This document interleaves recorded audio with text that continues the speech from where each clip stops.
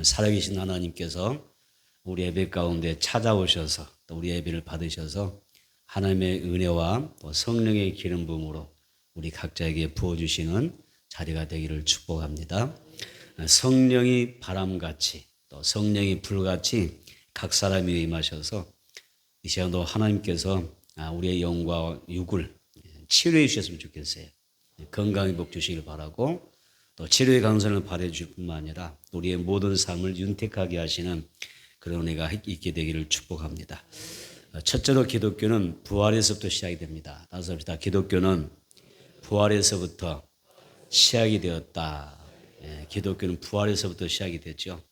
신학자 칼 바르트라는 사람이 있는데 이 사람이 그런 이야기를 했습니다. 기독교는 부활에서부터 시작이 되었다. 이렇게 이야기했어요. 우리 기독교는 언제 어느 때부터 출발했는가? 우리 기독교가 무엇으로 존재하는가? 우리 기독교는 무엇으로 살아가는가? 무엇을 소망하며 살아가느냐? 이런 점을 생각해 보면 부활입니다. 만약 우리에게 부활이 없다면 우리의 신앙은 거짓입니다. 우리에게 만약 부활이 없다면 우리의 믿음은 다 가짜입니다. 성경은 부활이 없다면 우리의 모든 신앙은 헛것이고 거짓이라고 그랬어요. 그래서 오늘 우리에게 필요한 것은 부활의 신앙으로, 부활 소망으로 충만한 삶을 사는 것이 매우 중요합니다. 하나님은 없다, 무신론자잖아요. 무신론자, 하나님이 없다. 이 세상에 신이 존재하지 않는다. 신이 어디 있느냐? 무신론자죠. 이 무신론자 가운데 리틀 스톤이라는 사람이 있고요. 길버트 에스트라는 사람이 있는데 이 사람들은 아주 굉장히 독한 무신론자들이었어요. 그래서 우리 사전에 하나님이 없는 거예요. 하나님이 없다. 그래서 이 하나님이 없다라고 하는 사실을 증명하기 위하여 또 그걸 들춰내기 위해서 연구한 사람들이에요. 하나님이 존재하지 않는다라고 하는 것을 증명하기 위해서 노력했던 사람들이 이런 사람들이에요. 그래서 이 리틀 스톤과 길버트 에스트 같은 사람들은 무신론자들인데 이 사람들이 나중에 어떤 것을 하냐면 무신론을 철회합니다. 더 이상 우리 입에서 하나님이 없다라고 말하지 않는다. 무신론을 철회하는 그런 이유가 있었습니다. 그 두 이유가 두 가지 있었는데 예수님이 연구하고 또 연구해 보니까 역사를 연구하고 성경을 연구해 보니까 예수님이 분명히 살아계시더라. 예수님이 부활하셨다. 이 사실을 확인했다는 거예요. 확실하게 그들은 증명한 것입니다. 그래서 무신론을 포기합니다. 또 한 가지는 부활하신 예수님을 사도 바울이 만났는데 바울이 예수 만나서 변화된 삶을 보니까 예수 믿고 구원받은 자로서 바울이 살아갈 때 그 삶을 보니까 이 하나님이 계시더라는 거예요. 그래서 무신론을 철회합니다. 그래서 이 두 사람은 나중에 이렇게 그 연구 결과를 발표를 합니다. 우리는 연구를 통해서 예수님의 부활이 사실임을 발견했다. 우리 자신이 죄인임을 발견했고 그래서 우리는 예수 그리스도를 영접했다는 것입니다.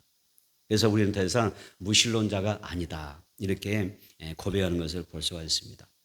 또 옥스퍼드 대학의 역사 교수 토마스 에놀드라는 사람이 있는데 그가 이런 말을 했습니다. 그리스도가 죽으셨다가 다시 살아나셨다는 것보다 이 사실보다 더 분명하고 안전히 이해할 수 있는 사실은 인류 사회에서 나는 보지 못했다. 이런 이야기를 했습니다. 다시 말하면 부활이 진짜라는 거예요. 부활은 사실이다. 예수님이 무덤에서 죽으셨다 무덤에서 부활하신 것만큼 이보다 더 정확한 사실은 이 세상에 존재 않는다는 거죠. 그래서 얼마나 그 확신에 찬 그런 고백을 하고 있는가를 볼 수가 있습니다. 그래서 오늘 우리는 다시 한번 신앙을 점검해야 돼요. 나의 신앙은 뭐예요? 여러분의 신앙은 뭘 담고 있어요? 나의 신앙은, 나의 고백은 내가 살아가는 그 이유들 가운데서 나는 무엇을 붙잡고 무슨 신앙 붙잡고 사느냐. 이거 굉장히 중요하거든요. 부활절 예배에 부활절 설교 한 말씀 가지고 끝나는 게 아니라 우리의 모든 삶이 매일매일 삶이 뭐예요? 부활하신 예수님 붙잡고 부활신앙으로 살아가는 것이 올바른 신앙생활인 줄 믿습니다. 그래서 여러분 예수님이 부활이 사심을 믿습니까? 그 부활하신 예수님이 나의 주가 되심을 믿습니까? 그리고 사도 바울처럼 내가 부활하신 예수님을 만났기 때문에 예수님을 영접하고 살고 있기 때문에 변화되는 아니면 성결한 그런 성화된 삶을 우리가 살아가고 있으니까 부활하신 예수 만나면 뭐가 바뀐다고요? 삶이 변화되는 거예요. 사도 바울의 인생이 완전히 사울 청년에서 바울로 바뀌는 것처럼 삶이 변화되더라는 거예요. 그래서 내 삶을 들여다볼 때 내 인성이, 나의 성품이, 내 마음이, 나의 생활과 어떤 행동이 그 어떤 부분들이 변화되고 있으면 내가 지금 뭘 누리고 있어요? 부활의 신앙을 누리고 있는 거예요. 할렐루야. 그래서 오늘 우리에게 이런 것이 필요합니다. 예수님은 나사로가 죽은 지 나흘이나 됐을 때에 슬퍼하는 이 마르다를 위로하셨습니다. 그리고 위로하시면서 엄청난 소망을 주셨습니다. 그 소망이 무엇입니까? 오늘 말씀이 요한복음 11장 25절 27절에서 예수님이 말씀하셨죠. 나는 부활이요 생명이니 나를 믿는 자는 죽어도 살겠고 무릇 살아서 나를 믿는 자는 영원히 죽지 아니하리니 이렇게 말씀하셨어요. 그러면서 예수님이 부활의 그 소망을 주면서 이 마르다에게 하셨던 말씀이 뭐냐면 내가 이 사실을 믿느냐는 거예요. 너는 부활을 믿느냐? 부활을 믿느냐? 예수 믿으면 영원히 산다는 것을 믿느냐? 너가 예수 믿으면 예수님처럼 너는 영생하고 부활의 몸을 입고 천국에서 살 것을 믿느냐? 이 사실을 믿느냐? 질문을 하는 것입니다. 그때 마르다가 뭐라고 고백합니까? 주여 그렇습니다. 주님 그렇습니다. 주여 그렇습니다. 그러면서 27절에서 뭐라고 그러세요? 주는 그리스도시요 살아계신 하나님의 아들이신 줄 내가 믿나이다 라고 고백하면서 볼 수가 있습니다. 그래서 신앙은요 고백이 중요합니다. 다 신앙은 고백이 중요하다. 아멘. 신앙은 고백이 중요합니다. 이 고백은 엄청난 겁니다. 신앙은 고백으로 우리가 구원을 이루잖아요.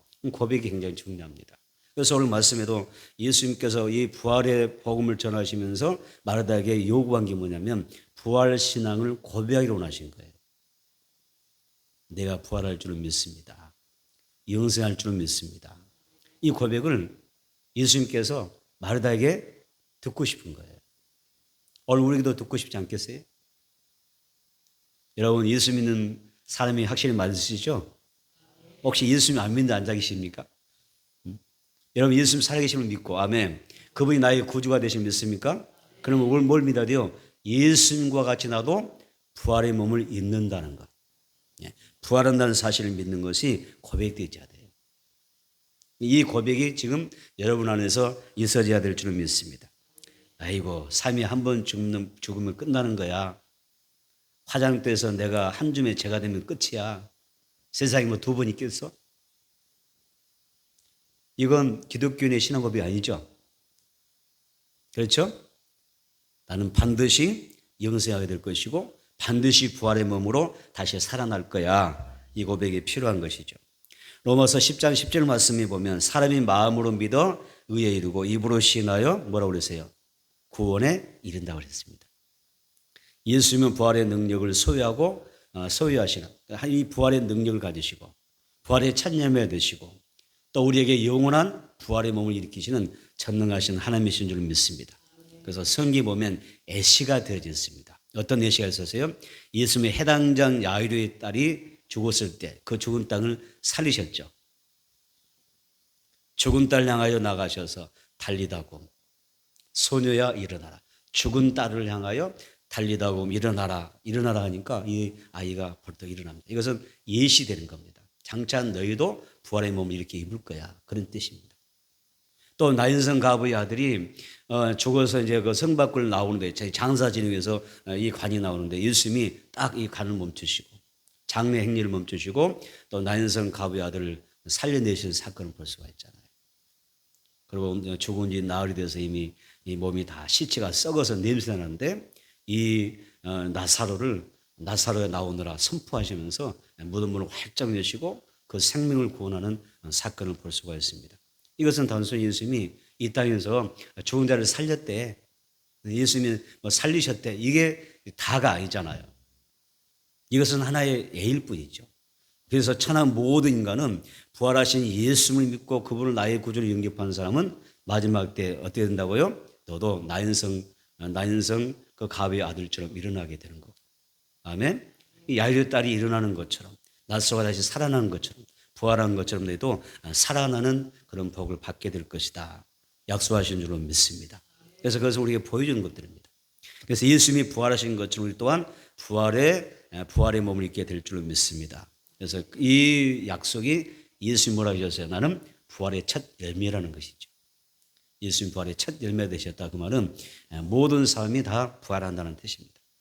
여러분 마지막 때 우리는 부활의 몸을 입고 예수님과 함께 천국에서 살게 될 줄로 믿습니다. 그래서 우리의 이웃과 정말 사랑하는 가족들 있잖아요. 그 사랑하는 가족들에게 여러분 이 소중한 부활의 복음을 줘야 됩니다. 부활의 복음을 주고 생명의 떡 대신 예수님을 나누는 그런 삶이 되기를 축복합니다. 여러분 생각해 보세요. 내게 좋은 거 있으면, 정말 좋은 거 있으면 여러분 이걸 주려고 하지 않아요? 자녀들에게 나눠주고 싶지 않으세요? 그렇죠. 주고 싶잖아요. 뭐 하나 있으면 더 주고 싶은 것이 부모의 마음이잖아요.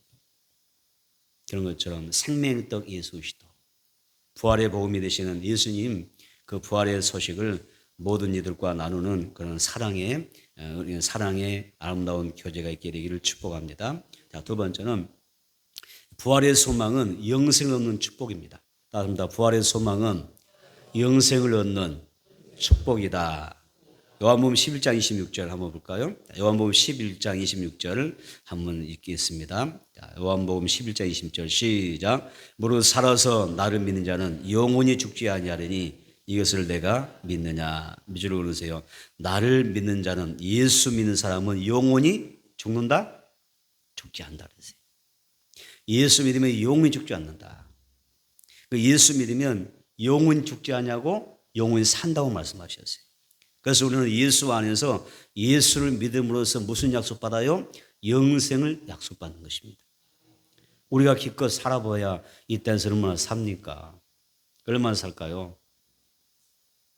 여러분 할 수만 있으면 120 꼭 넘기시기를 바랍니다. 그러나 우리에게 소망일 뿐이고 종량에서는 그렇게 살 수가 없어요. 어쩌다 한 분씩이나 어쩌다 한 분이 120세까지 사시는 그 정도 수준에 사는 거지 일반적으로 보통은 그렇게 못 살아요. 못 살잖아요. 100년 넘기기 힘들지 않습니까? 90년 쉽지 않죠? 80은까지는 그래도 좀 우리가 열심히 관리하면 보장되지 않겠는가 싶은데 근데 아무리 관리해도 제가 아시는 분 한 그 언로 전사님이 계셨어요. 언로 전사님이 은퇴하셔 하신 분인데 그렇게 운동을 많이 하셨어요. 운동하셨어요. 걸어도요 앞으로 걷지도 않고요 뒷걸음질로 걷고 그러신 분이에요. 막 높은 이게 언덕 빠져도 뒷걸음질에서 걷고 그러니까 또 엄청 건강하신 분인데 그렇게 건강하신 분도요. 여러분 겉은 건강한데 겉모양은 건데 속 내장 쪽으로 여기가 다 망가지더라고요. 가장 먼저 안에 신장 기능이 망가지더라고요. 오래 못 사셔요. 그래서 저는 여러분들이 할 수만 있으면 하나님 앞에 기도를 많이 해드리겠습니다. 무병장수하시라고. 아멘. 아멘. 건강하게 사시기를 축복합니다. 무병장수를 주겠어요. 그래서 여러분과 좀 오래오래 같이 살고 싶어요. 저는. 여기가 보통 인연 아니지 않습니까? 그래서 오래오래 건강하게 사셔야 하는데 그래도 우리는 이 내일은 준비하고 살아야 되잖아요. 그렇죠? 내일은 준비하죠. 이 세상이 다가 아니라 이 세상은 잠깐이지만 천국은 영원한 곳이잖아요. 그 영원한 천국 생활에서 지금부터 우리가 준비를 잘해 나가야 되지 않겠습니까? 할렐루야. 그래서 우리는 예수 안에서 영생과 부활이 약속되어 있습니다. 이걸 우리가 붙잡기 위해서 지금 사는 것입니다. 성도의 죽음은 더 나은 그리고 영생 복락의 그 세계로 옮겨가는 하나의 과정일 뿐입니다. 그래서 예수 믿는 사람은 절대 성경에도 이야기하지 않습니까? 죽었다 편하지 않습니다. 여러분 성경에서 성도의 죽음을 말하지 않잖아요. 성도의 죽음을 뭐라고 표현합니까? 예수 그리스도 안에서 잠을 잔다고 표현하죠. 성도의 죽음은 잠을 잔다 그래요. 잠을 자는 걸로 표현해요. 잠 자면 나중에 시간이 되면 눈을 번쩍 뜨고 일어나는 것처럼 성도의 죽음은 죽었는데 눈 뜨고 보니까 어디가 열려요? 천국에 있는 거예요. 내가. 눈 뜨고 보니까 천국인 거예요. 그렇게 빨리 옮겨갈 줄 몰랐어. 그런데 금방 천국 가는 거예요. 그러므로 우리가 죽음 앞에서 두려워하거나 슬퍼할 필요가 없어요. 인간적으로 슬퍼할 수도 있고 뭐 상심할 수 있지만은 너무 슬퍼하거나 내 영혼이 상할 정도로 그렇게 할 필요는 없어요. 왜? 더 좋은 하나님의 나라가 있고 그 하나님 나라에 입성하는 날이 되어지기 때문에 오히려 우리는 그 사실을 축하할 수가 있어야 되죠. 무디 목사님이 있었습니다. 무디 목사님이 굉장히 유명한 부신이잖아요. 이 무디 목사님이 임종할 때가 되니까 많은 그를 사랑하고 존경했던 사람들이 많은 사람들이 그 임종자리를 지켰어요. 한참 지키는데 갑자기 그 무디 목사님이 이렇게 다 눈을 감고 한참 있던 임종 직전이니까 다 처져 있는 가운데 눈을 감고 있었는데 갑자기 이분 눈을 탁 뜨는 거예요. 눈을 뜨면서 그가 아주 강력한 감격에 찬 음성으로 이렇게 외쳤다고 했어요. 뭐라고 말했냐면 보세요. 영광스럽습니다. 영광스럽습니다. 땅이 물러가고 하늘이 열리고 있습니다. 하나님이 나를 부르고 계십니다. 임종 직전에 지금 숨을 거들어간 사람이 갑자기 눈을 탁 떠서 하는 이야기가 그 이야기예요. 그래서 주변 사람들에게 이렇게 다시 한번 당부를 합니다. 내일 조간신문이 무디가 죽었다고 말하는 그 소식이 조간신문에 또 있거들라 기사가 뜨면 그 말을 믿지 마세요. 분명히 죽은 걸 사실인데 그 말을 믿지 마세요. 무디는 절대 죽지 않았습니다. 여러분이 보시는 대로 나는 지금 어떻게 되세요? 하늘로 옮겨갈 뿐입니다. 하늘로 올라가지 않습니까? 내가 지금 이 시간 눈을 감지만 나는 죽은 게 아니라 지금 어때요? 천국으로 이주해 있다는 이야기예요. 그래서 나는 조간신문에서 나가 무디 목사가 죽었다 이런 신문 때문에 절대 믿지 말라고. 나는 천국에 옮겨왔다고. 여러분 신앙의 고백이 얼마나 이분에게 소중한지 의미가 있는지 우리가 생각해 볼 수가 있습니다. 그래서 기쁨에 찬 그런 확신과 감격 가운데서 이분이 눈을 감았다. 임종의 그 내용을 이렇게 소개하고 있습니다. 예수 믿는 사람은 영원히 죽지 않고 삽니다. 예수는 우리의 부활이 되시고 우리의 영원한 생명이 되시는 줄로 믿습니다. 그래서 인류 역사에 단 한 사람도 안 죽은 사람 없죠? 다 죽었죠? 세상에 군왕도 또 다 죽었죠. 내가 막 신이라고 하는 사람들, 까불던 사람들 다 죽었잖아요. 내가 예수다, 내가 성령입니다, 내가 하나님이다, 내가 재림주다 했던 사람 다 죽었어요. 다 죽었어요. 인간은 다 죽게. 다 이게 가짜인 거예요. 가짜. 한 줌에처럼만 남습니다. 그런데 예수님만이 유일하게 인류 역사 가운데 유일하게 뭐 하신 분이에요? 유일하게 사신, 부활하신 분임을 성경은 기록하고 있는 것입니다. 예수 그리스도의 부활 사건은 가장 위대한 복음 중에 복음의 뉴스라고 이야기합니다. 그래서 여러분 예수님의 부활 소식이 또 온 예루살렘과 유대 사마리아 땅끝까지 이르러서 전파되었고 그 부활의 소식이 오늘 우리에게도 전파된 줄로 믿습니다. 그래서 여러분 나와 부활이 무슨 상관이 있는가? 예수님의 부활이 나와 무슨 상관이 있는가? 그리고 그 예수님의 부활이 내 사랑하는 가족과 자녀들에게 무슨 연관이 있느냐? 이거 굉장히 중요한 것입니다. 부활로 연결되지 않으면 우리에게 소망이 없습니다. 인생에 소망이 있을 수 없습니다. 여러분 세상의 낙, 세상의 부, 세상의 명예, 권세, 재물 의미가 없습니다. 부활과 연결되지 않는 삶은요 의미가 없습니다. 그래서 반드시 여러분의 가정에도 부활의 주 예수가 연관되기를, 아멘. 여러분의 가정의 주가 되기를, 아멘. 내 가정에 하나님 되시고 내 가정의 왕이 되시기를 축복합니다. 그래서 오직 나와 내 가족은 예수님을 믿음으로 구원받습니다. 그래서 예수님처럼 나도 장차 부활할 것을 믿으십시오. 또 예수님처럼 천국에서 나도 영원히 살 것을 믿으십시오. 그러면 신령한 몸으로 여러분 부활해서 변화된 모습으로 영생하는 복을 받게 될 줄 믿습니다. 세 번째는 우리 이 땅에서 이제 부활의 신앙을 가지고 산다면 이 부활을 경험하며 누리며 사는 게 중요하지 않겠어요? 내가 죽어서만이 천국 가서만이 부활의 몸을 얻는 게 아니라 이 땅에서부터 부활을 누리는 거예요. 천국은 뭐라고 하셨어요? 여기 있다 저기 있다 못하는 것이고 하나님의 나라는 이미 우리 안에 있는 것입니다. 하나님 나라가 뭐 멀리 있는 게 아니라 바로 여기 있는 것입니다. 하나님 모시고 사는 것이 천국인 줄 믿습니다. 그래서 우리가 부활을 이때서도 경험하는 거예요. 부활 신앙을 가졌으면, 부활의 주 예수 만났으면 그 부활을 누리며 사는 것도 축복인 거잖아요. 어떤 사람은 누려요. 부활을 누리며 살아요. 그런데 어떤 사람은 부활을 누리지 못해요. 우리가 여러 가지 부활을 경험해야 되는데 어떤 부활을 경험하며 사들까? 우리가 예배의 감격을 회복하고 누리는 것도 부활입니다. 따라서 예배의 감격, 예배의 기쁨을 누리는 삶이 되자. 여러분 어떠세요? 예배 드릴 때 감격 있으세요? 예배 드리는 게 좀 기분이 즐겁지 않습니까? 교회를 나오려고 하면 벌써 기쁘지 않던가요?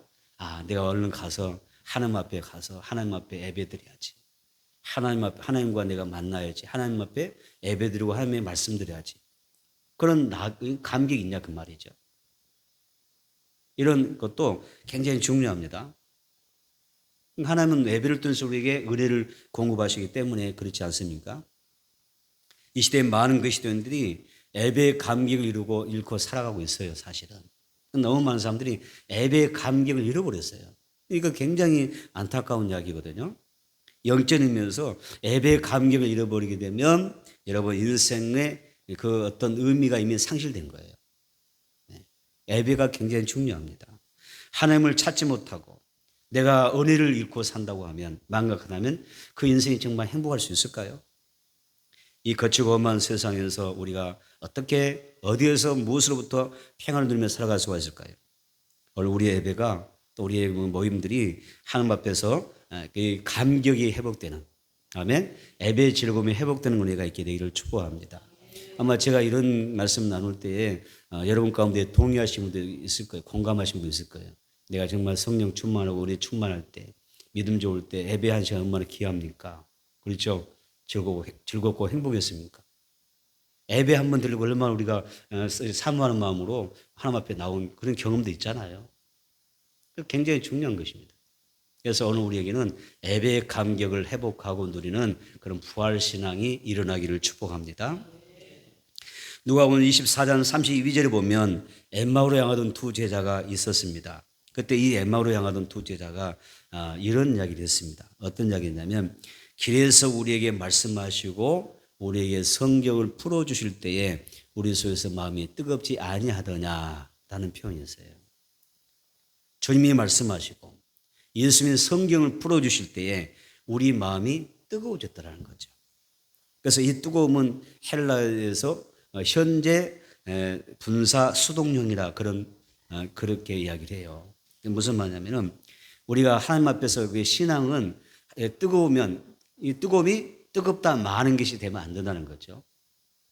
여러분 가끔 그 신앙이 이런 게 있잖아요. 냄비 신앙이라는 게 들어보셨죠?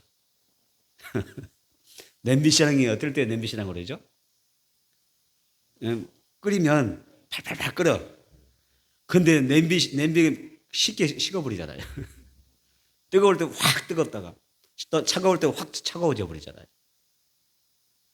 그래서 여기에서 예수님이 말씀하시고 성경 풀 때 내 가슴이 우리 마음이 막 뜨거워지지 않더냐 이 표현하면 냄비 신앙이 아닌 거예요. 계속해서 뜨거움으로 살아가는 삶을 이야기하는 거예요. 그래서 여기서 현재 분사 수동형이라 이렇게 이야기한 것입니다. 그래서 우리의 신앙은 우리가 그냥 그때만 뜨거운 게 아니라 은혜 받을 때만 뜨거운 게 아니라 어느 한순간만 뜨거운 그런 신앙의 체질이 바뀌어져서 계속 뜨거워야 되죠. 날마다 뜨거워져야 되죠. 지속되어지는 그런 뜨거움과 열정과 믿음이 하나님이 원하시는 거예요. 그래서 하나님이 이런 신앙을 보고 싶은 거죠. 예수 부활하신 예수님이 이 엠마오로 내려가던 두 제자가 오셔서 막 말씀 가르치고 성경을 딱 풀어 가르쳐 주니까 막 뜨거워지는데 이 뜨거움이요 부활 신앙이 딱 들어오니까요 지속이 되더라는 거예요. 예수님의 부활 신앙 딱 붙잡고 보니까 그렇게 침체되고 다 죽어가던 잠자던 아니면 저 내리막길 달리던 엠마오 두 제자가 돼요. 다시 예루살렘으로 복귀하면서 신앙을 계속해서 어떻게 뜨겁게 살아가더라. 이때 그 뜨거움을 그렇게 표현한 거예요. 그래서 엠마오의 두 제자는 부활하신 예수님 만나서 부활의 신앙을 붙잡아서 아멘. 그래서 계속해서 신앙의 감격과 용기를 가지고 또 주어진 사역을 잘 감당하면서 살아갔다고 하는 거 꼭 기억했으면 좋겠어요. 오늘도 부활 신앙이 우리 가운데 임하기를 바랍니다. 부활의 뜨거움이 있기를 원합니다. 그래서 계속해서 타오르기를 바랍니다. 뜨겁다가 어느 날 냄비가 되지 않기를 축복합니다. 네. 그런 신앙이 중요합니다. 오늘 우리에게도 이런 뜨거움의 은혜가 계속해서 우리 주님 만날 때까지 머물렀으면 좋겠습니다. 우리 예배가 감격을 누리고 또 회복하는 역사 있게 되기를 바랍니다. 오직 말씀으로 따습니다. 오직 말씀으로, 오직 말씀으로, 오직 기도로, 오직 찬양으로 이렇게 뜨겁게 내 마음을 달굴 수 있는 그런 신앙생활이 되어졌으면 좋겠습니다. 그래서 성령이 불과 바람으로 임하셔서 뜨거운 예배의 역사도 여러분들이 회복해가는 그런 은혜가 있어야 돼요. 왜? 시대가 그렇게 되고 있으니까. 그래서 이 마지막 시대에 우리가 살아가면서 내 영을, 내 가족의 영을 지키려면 내가 먼저 뜨거움으로 신앙을 잘 지켜나가야 그렇게 되는 거예요. 그 다음에 우리가 어떤 부분에서 부활신앙을 가져야 되느냐. 우리의 삶이 주님이 주시는 그런 소망으로 부활됐으면 좋겠다. 맞습니다. 나의 삶에 부활신앙으로 소망이 있었으면 좋겠습니다. 아멘. 내 삶이 하나님의 그 은혜로 소망이 부활신앙이 담아져야 돼요. 어떤 사람들은 말을 합니다. 이쁘리처럼 말하죠. 뭐라고 그러죠? 죽지 못해서 뭐라고 그래요? 만나면 꼭 그런 사람이 있어요. 어때 잘 사세요? 어때 지내시면 아이고 뭐 별거 있나요? 죽지 못해서 삽니다. 죽지 못 삽니다. 삶이 그만큼 힘들고 어렵다는 그런 반증이겠죠? 자, 이런 분들에게도 소망이 없고 절망과 좌절하는 단 한 가지 이유가 있었습니다. 왜 소망이 없느냐? 왜 죽지 못해서 사느냐? 왜 절망하느냐? 낙심하느냐? 그 이유는 인류의 소망이신 예수 그리스도가 그 마음속에 있기 때문에 그런 거예요. 예수는 소망이시죠. 우리의 소망이시고 우리에게 인생의 소망이 되신 줄 믿습니다. 그래서 그 예수가 나의 주가 되시면 예수님으로 사는 사람은 절대 절망하지 않을 것이고 예수님 때문에 희망을 노래하게 될 줄 믿습니다. 굉장히 중요하잖아요. 요한복음 11장 25절 26절 읽어봅니다. 다시 한번 읽습니다. 요한복음 11장 25절 26절 시작. 예수께서 이르시되 나는 부활이요 생명이니 나를 믿는 자는 죽어도 살겠고 무릇 살아서 나를 믿는 자는 영원히 죽지 아니하리니 이것을 내가 믿느냐. 자, 그래서 예수님이 뭐라 하셨어요? 나는 뭐라 하셨어요? 부활이라 생명이란 말씀하십니다. 그리고 예수님이 뭐라 하셨습니까? 예수님을 믿는 사람은 다시 한번 영원히 죽지 않고 산다 하셨습니다. 그러면서 이 말씀하시면서 뭐라고 하셨어요? 이 사실을 믿으라 이렇게 이야기하시죠. 오늘 우리 예배 가운데 하나님께서 은혜 주셔서 이 믿음을 우리 모두에게 충만히 공급해 주시는 역사가 있게 되기를 축복합니다. 그래서 삶의 소망, 영혼에 대한 소망도 있지만 삶의 소망도 있어야 돼요. 우리 육신의 질병 가운데 있는 분들, 고통받는 분들이 많이 있지 않습니까? 예수 이름으로 건강히 복이 임하기를 축복합니다. 또 병마가 예수 이름으로 쫓겨나게 되기를 축복합니다. 오랜 병상에서 병으로 신음하는 사람들이 많이 있습니다. 그렇죠? 그런 사람들도 시공간을 초월하셔서 고넬료의 하인을 고쳐주셨던 예수님. 말씀을 해서 치료해 주셨던 그 예수님께서 다시 한번 그들을 도우셔서 또 전능하신 그 성길로 깨끗이 치료해 주시는 역사가 있게 되기를 축원합니다. 그래서 병상에서 고침받고 하나님의 죄를 나와서 함께 예배드릴 수 있는 그런 역사가 치료의 강성이 임하기를 축복합니다. 아멘. 하나님 앞에서 삶이 회복돼야 돼요.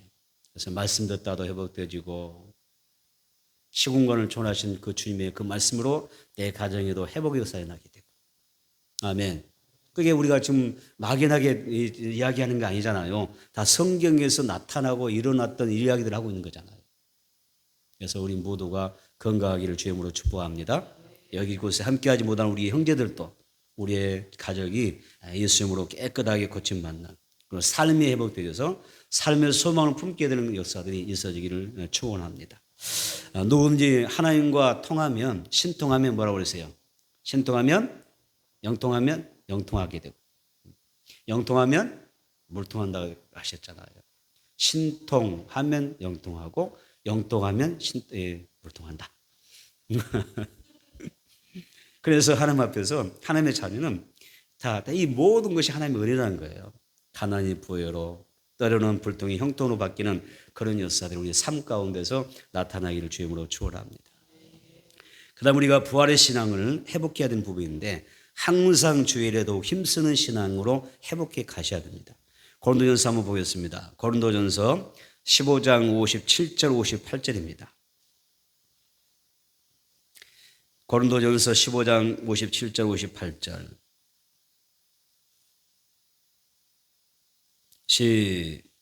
시작. 우리 주 예수 그리스도로 말미암아 우리에게 승리를 주시는 하나님께 감사하노니 그러므로 내 사랑하는 형제들아 견실하며 흔들리지 말고 항상 주 일에 더욱 힘쓰는 자들이 되라. 이는 너희 수고가 주 안에서 헛되지 않은 줄 알미라. 아멘. 자, 여기 보면 이거 완전히 부활의 신앙으로 사는 사람들의 모습이에요. 58절에 보니까 견실하며 흔들리지 말고 항상 주의 일에 더욱 힘쓰는 자들이 되라. 이게 우리가 부활 신앙을 품고 사는 사람들의 모습이지 않습니까? 58절 중반절에 항상 주의 일에 더욱 힘쓰는 자. 여기서 항상은 예전처럼 지금이나 어제나 항상 변함없이 그렇게 하라는 뜻이에요. 그래서 우리가 주의 일에 힘쓰라고 하는 그 이야기는 언제나 변함없이 동일했으면 좋겠다는 거죠. 동일해야 된다. 주의 일은 우리가 어떤 기분이나 어떤 형편이나 상황에 따라서 하는 게 아니잖아요. 그래서 괴로우나 즐거우나 애국가 가사 같습니다만은 괴로우나 즐거우나 뭐예요? 항상 변함없이 하나님이 기뻐하는 그러한 삶을 살아가내는 것이 부활 신앙이라는 거예요. 그런 부활 신앙으로 살아가라는 것입니다. 여러분, 그런데 여기 말씀에서 이 58절 중간쯤 보니까 뭐라고 했었어요? 주의 일에 더욱 힘쓰는 자들이 되라. 이렇게 이야기했잖아요. 자, 우리가 하고 있는 이 일이 뭐라는 이야기예요? 내일이라는 이야기예요? 내 일도 될 수도 있겠지만 더 중요한 것은 하나님의 일입니다. 이 인식이 중요합니다. 인식 전환이 굉장히 중요한데 여기서 문장에서 바울이 말했습니다. 여기서 내일이라 말하지 않냐고 주일이라고 그랬어요. 주일에 힘쓴 일이 되라. 교회에서 수고하는 그 모든 일들이 내 일이라고 이야기하기 전에 뭐라고요? 이것은 주의 일이야. 이게 중요하다는 거예요. 이런 사람은 어때요? 주의 일을 하는 사람들은 어떤 상황에서도 그들은 견고한 거예요. 흔들리지 않아요. 그러니까 교회 와서 수고하고 봉사하고 충성하는 사람들 가운데 가끔은 시험 드는 사람도 있잖아요. 왜 나만 해야 됩니까? 저분은 그냥 조용조용 그냥 편하게 교회를 오고 왕래하면서 예배만 드리는데 내가 왜 이렇게 굳은 일도 다 해야 됩니까? 그런 경우가 있잖아요. 바울이 뭐라고 하죠? 내 일이 아니다. 내 일이라고 생각하지 말고 무슨 일이라고요? 주의 일이다. 내가 주님 위해서 하는 거야. 주님 영광 위해서, 주님 기쁘게 하기 위해서 하는 것이다. 이 자세가 필요하다는 거예요. 그럼 이 사람들은 절대 흔들리지 않는다. 주의를 하면서도 절대 흔들리지 않냐고 오히려 뭐라고 하세요? 견실하고 또 흔들리지 않고 그렇게 살아가더라는 것입니다. 그래서 바울이 이것은 하나님의 내일이 아니라 주일이기 때문에 바울이 로마서 14장 7절로 8절에 뭐라고 이야기했냐면요. 이렇게 이야기합니다. 우리 중에 누구든지 자기를 위하여 사는 자가 없고 자기를 위하여 죽는 자도 없도다. 우리가 살아도 주를 위하여 살고 죽어도 주를 위하여 죽나니 그러므로 사나 죽으나 우리는 누구의 것이라고요? 주의 것이로다. 이렇게 이야기하죠. 내가 하는 모든 일이 또 봉사와 충성한 일이 있다면 여러분 주의 이름을 고백하면서 즐겁게 합시다. 감사하며 합시다. 그래서 여러분 주의 일을 할 때는 즐거운 마음이 꽉 찼으면 좋겠어요. 감사가. 그러면 하나님께서 얼마나 여러분들의 모든 수고를 기쁘게 받으시겠습니까? 그리고 여기서 주의 일에 더욱 힘쓰는 자가 되라 그랬는데 힘쓴다는 그 뜻은 이런 것이었어요. 풍부하다, 많다 그런 뜻이에요. 그리고 넘친다라는 뜻이에요. 힘쓰다 뜻이 뭐라고요? 주의 일에 힘쓰는 자가 되라 했잖아요. 힘쓰다 무슨 뜻이라고 했어요? 넘치다. 또 그때 잠시 어디 출장 다녀오셨죠? 넘치다. 그 다음에 뭐라고 했어요? 풍부하다. 그 다음에 뭐라고 했어요? 많다. 그런 뜻이라고 했잖아요. 더욱 주의 일에 더욱 힘쓴 사람이 누구냐면 마리아예요. 마리아. 그래서 마리아가 값비싼 향유를 예수님의 발에 부어드렸습니다. 근데 그것도 부족했던지 마리아가 어떻게 해요? 발에 그 비싼 향유를 딱 부어주더니 나중에 자기 머리털을 그냥 머리끈을 있어요. 모르겠습니다만은 머리끈을 딱 풀더니 그 머리털로 예수님 발을 탁 닦아드리는 거예요. 이 모습을 뭐라고 하냐면 힘쓴다는 뜻이에요. 그래서 힘쓴다, 많다, 풍부하다. 그렇죠? 풍부한, 넘치다. 그런 뜻이었어요. 그래서 마리아는 예수님을 향하여 예수님을 섬길 때 어떻게 했어요? 더욱 힘쓰는 자로서 주일에 나아갔다는 그런 표현입니다. 그러면 여러분 고린도서 15장 58절 하반절 말씀처럼 뭐라고 그랬습니까? 우리의 수고가 헛되지 않을 줄로 믿습니다. 아무리 열심히 일했는데 아무리 우리가 열심히 살았는데 헛수고했다는 말이 가끔 들리잖아요. 아이고 헛수고했어요. 열심히 땀 흘려 살았는데 수고했는데 다 헛수고했어요. 여러분 다른 건 몰라도요. 주의 일만큼은 절대 헛수고하면 안 됩니다. 나중에 우리가 주님 앞에 섰을 때 그래 너 한 거 너가 나를 위해서 수고했다는 것들 헛수고한 거야. 되겠어요? 안 되겠어요? 안 되겠죠? 성경 보니까 그랬잖아요. 주여 우리가 주임으로 귀신 쫓아냈습니다. 선자 노릇했습니다. 많은 병자 고쳤습니다. 많은 사람들에게 선행과 구제와 봉사를 하며 살았습니다. 주의 뭘로 했어요? 주임으로 했습니다. 다른 게 아니라 주임으로 한 거예요. 그런데 주임 뭐라 하셨습니까? 뭐라 하셨어요? 나는 너희들의 그 모든 수고를 하나도 모르겠다. 인정하지 않습니다. 아무리 주임으로 하는 것 같을지라도 하나님의 뜻에 합당하지 않으면 다 뭐가 돼요? 다 무효처리가 되잖아요. 헛수고한 거예요. 하나를 하더라도 하나님께서 보셨을 때 헛수고가 아니라 하나님이 기억해 주시고 남기셨다가 기록해 놓으셨다가 꼭 기억해 놓으셨다가 우리에게 상급으로 은혜 주시는 보상해 주시는 그런 복을 꼭 받았으면 좋겠습니다. 10편 19편 11절에 주의 말씀을 지키면 상급이 크다고 그랬습니다. 마태복음 6장 4절에 보니까 은밀하게 주의를 하는 사람은 하나님께서 은밀하게 보시고 갚아준다 하셨습니다. 요한계시록 22장 12절에 보니까 주의를 하면 반드시 주님께서 우리에게 갚아줄 상이 있다고 말씀하셨습니다. 그러면서 우리에게 하시는 말씀이 이런 것이었습니다. 흔들리지 말고 견고한 신앙생활을 해라. 항상 주일에 힘쓴 자가 되어라. 주님이 갚아주신다. 그러니까 우리에게 회복되어야 될 부분도 하나가 뭐예요? 주일에 힘쓰는 것도 회복되어야 될. 잠자던 신앙이 잠자던 수고가 다시 부활해야 될. 아멘. 그런 신앙이 필요한 것입니다. 그 다음에 우리는 전도 신앙도 부활해야 되지 않겠는가? 부활하신 예수를 만난 제자들이나 초대교회 성도들은 예수님을 증거했습니다. 그리고 부활을 힘차게 전했습니다. 그래서 저는 바라기는 우리 교회 성도들 가운데도 우리가 지금 그 전도에 많이 모든 부분들에 대해서 주고 있는 것도 많이 있잖아요. 저는 전도에 대한 그 신앙이 살아났으면 좋겠다. 다시 한번 영혼을 바라보는 영혼을 사랑하고 어떻게 했는지 더 한 사람도 더 전도하고 구원하려고 하는 그런 열정이 영혼을 향한 그 사랑이 회복돼야 되지 않겠는가.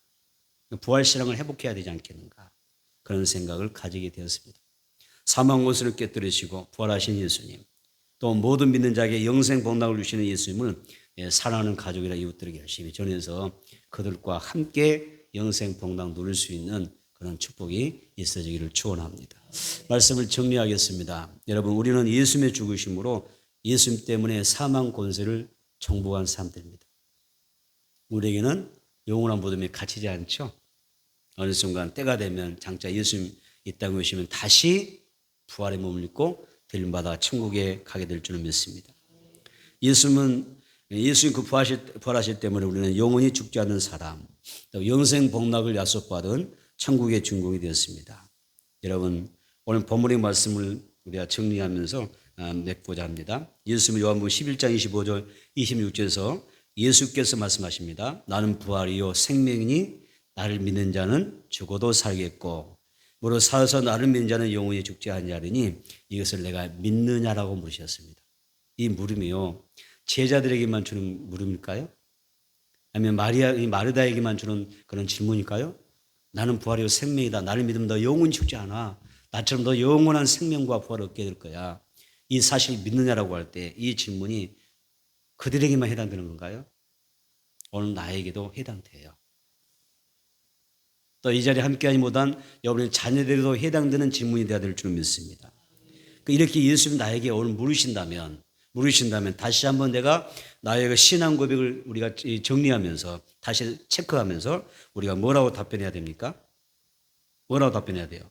요한복음 11장 27절 마르다의 신앙 고백처럼 답변해야 되겠죠. 뭐라고 고백해야 돼요? 자, 우리의 말로 버전을 좀 바꿔서 해보세요. 뭐라고 고백하면 좋겠어요? 요한복음 11장 27절. 자, 여러분만 한번 해보세요. 어떻게 중구 난방이 될 수도 있겠지만 자, 한번 여러분들 한번 표현해 보세요. 제가 한번 질문 던질 테니까 여러분들 한번 답변해 보세요. 속으로 부끄러우시면 속으로 하시고요.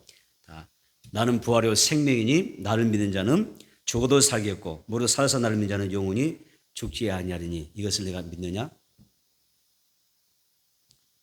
11장 27절로 답해 보시다. 그래. 주는 그리스도시요 다시 오실 하나님의 아들이십니다. 네. 자, 여기서 나는 이렇게 고백해야 되죠. 주님, 부활을 믿습니다. 예수님이 부활을 믿듯이 나의 부활도 믿습니다. 나는 영생할 줄을 믿습니다. 다시 합시다. 나는 부활을 믿습니다. 영생을 믿습니다. 예수님은 그리스도시요 살아계신 하나님의 아들이십니다. 이 답변을 하셔야 돼요. 주님의 질문 앞에 답변하셔야 됩니다.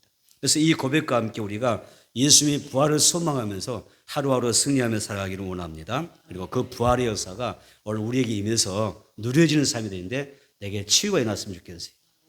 이런 모든 병마가 예수님으로 떠나갈지어다 질병 고침받을지어다 이 치료의 역사, 회복의 역사 일어나기 바라고 내 삶의 소망이 일어났으면 좋겠어요. 그래서 삶이 회복됐으면 좋겠어요. 가정이 회복되고 물질이 회복되어지고 아멘. 내 모든 삶이 회복되지가는 그런 역사가 일어났으면 좋겠습니다. 부활의 복음을 누리며 살자. 부활신앙으로 뜨겁게 믿는 생활을 하면서 복음 전도하고 주일에 우리가 어떻게 더욱 힘쓰는 자로 살아가는 그런 주인공들이 되기를 축복합니다.